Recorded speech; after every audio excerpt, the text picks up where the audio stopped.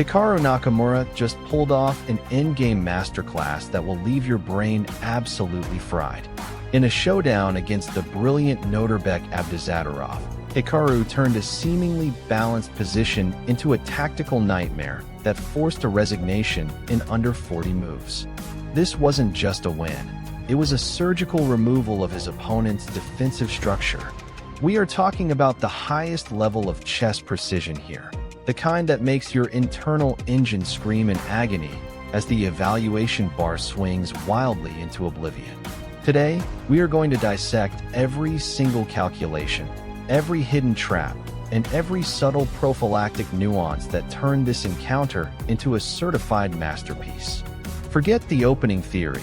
We are diving deep into the psychological warfare that defines modern elite rapid chess.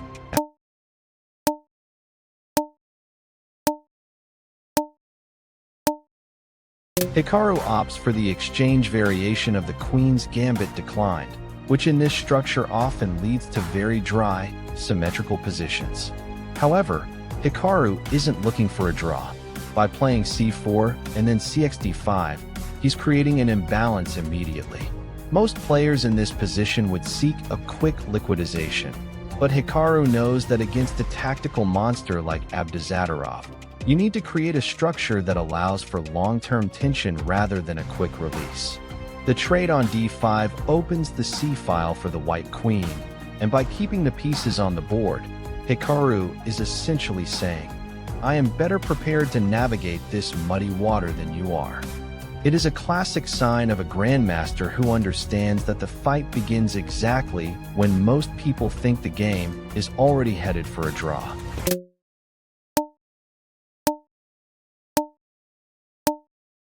A tiny, almost imperceptible move that screams elite-level grandmaster preparation. h3 serves a dual purpose.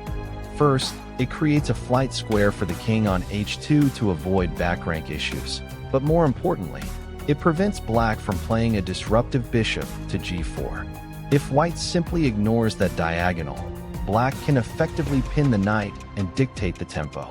By forcing the issue now, Hikaru dictates the rhythm.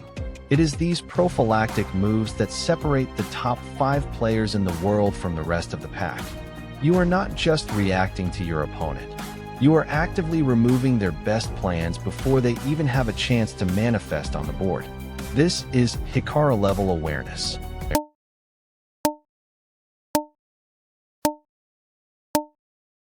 The bishop swap on d3 is inevitable, but look at the follow-up.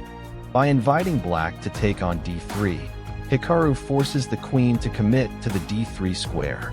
This is a subtle improvement for white because the queen is now perfectly centralized, eyeing both the king side and the queen side, while black's pieces are slightly cramped. If Abdusattorov refuses to trade, he remains passive. If he takes, he hands Hikaru the initiative to control the center. This is the art of forcing your opponent to play the game on your terms. Hikaru is essentially gift-wrapping a decision to Noterbek, but both options lead to a superior coordinate set for white. It's pure, calculated pressure.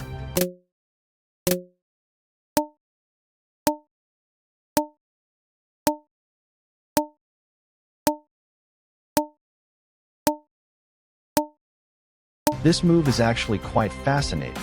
Many amateur players would rush to push central pawns, but f3 is a rock-solid prophylactic measure. It shuffles the deck for the king's safety while simultaneously preparing for a potential central expansion. More importantly, it denies black's pieces any entry squares along the e4 or g4 diagonals. Hikaru is building a fortress. He is constructing a position where every single piece is defended, and every single move he makes is designed to squeeze the life out of black's position. It's boring to look at, but it's absolutely suffocating to play against. Abdusattorov is starting to feel the walls closing in, and the engine confirms. The position is shifting slowly, but surely, into white's favor. The central strike. This is the moment Hikaru decides to break the tension. After moves of careful preparation and maneuvering, he blasts the center open with e4. This creates a volatile situation where the tactical opportunities for both sides skyrocket. Hikaru has calculated that his pieces are better coordinated to handle the chaos than Black's. Look at the centralization of the queen and the potential for the rooks to swing into action. By opening the center, Hikaru is effectively inviting a tactical brawl, and at this level, if you decide to brawl, you better be the one with the faster reflexes. He's betting his entire positional structure on this explosive push.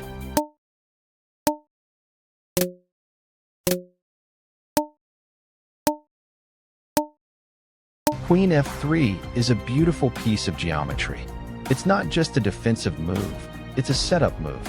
By placing the queen on f3, Hikaru is creating an X-ray attack against the black king side, while simultaneously putting pressure on the d5 pawn. It's a dual-threat posture that makes life miserable for Abdusattorov. Notice how black's pieces are becoming uncoordinated? The knight on d7 is doing work, but it's blocked by its own pawns. Meanwhile, white's pieces are harmonizing perfectly. The synergy here is absolutely insane. Hikaru has managed to create a board state where every single piece he owns is working in tandem with the others. This is the definition of Grandmaster harmony.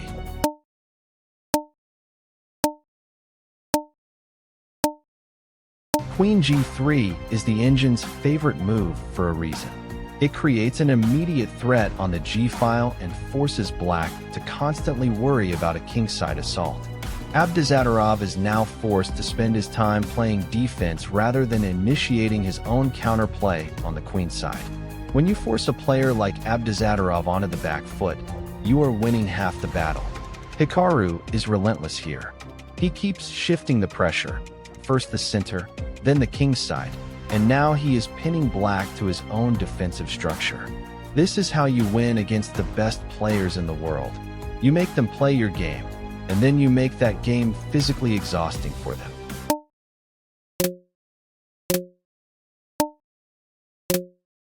The tactical simplification. Hikaru trades off the bishop for the knight on b2, effectively dismantling black's queenside structure. This might look like a simple trade, but look at the aftermath. Black's pawn structure is now riddled with weaknesses.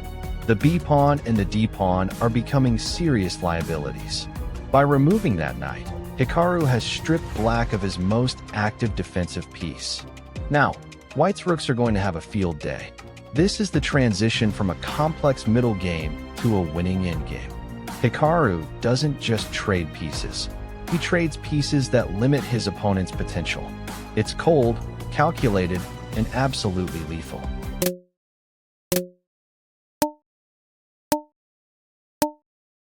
The retreat.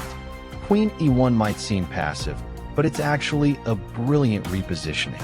Hikaru recognizes that the queenside tension is resolved and that the center needs to be anchored. By moving the queen to e1, he creates a solid base for his rooks and prepares to put pressure on the e-file. He is essentially regrouping for the final kill. Abdusattorov is running out of options. His pieces are getting pushed to the edges of the board, and every move he makes is a reactive one. When your opponent is reacting to your moves, you are in the driver's seat. Hikaru is steering this game toward a very specific outcome.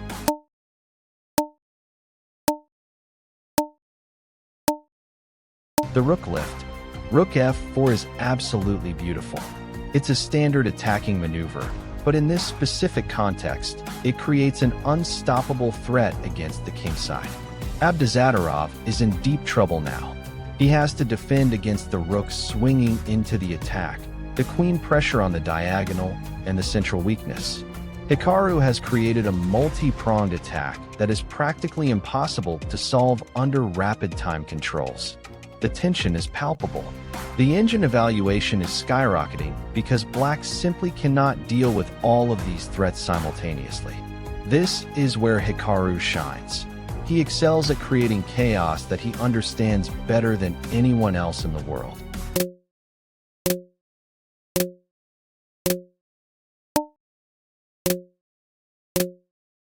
And the game ends with a flurry. The final check forces the resignation. Hikaru set up the board so that the king had nowhere to hide, and the coordination between the rook and the remaining pieces was just overwhelming. This game was a masterclass in how to slowly grind down a world-class opponent.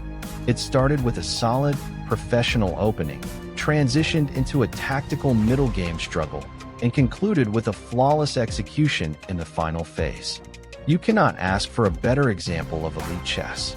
It wasn't just about the tactics. It was about the patience, the strategy, and the unwavering confidence to push for the win, even when a draw seemed like the logical result. Hikaru Nakamura, once again, proves exactly why he is a force to be reckoned with. Make sure to hit that like button and subscribe to Chess 64 Elite Academy right now for more elite chess content.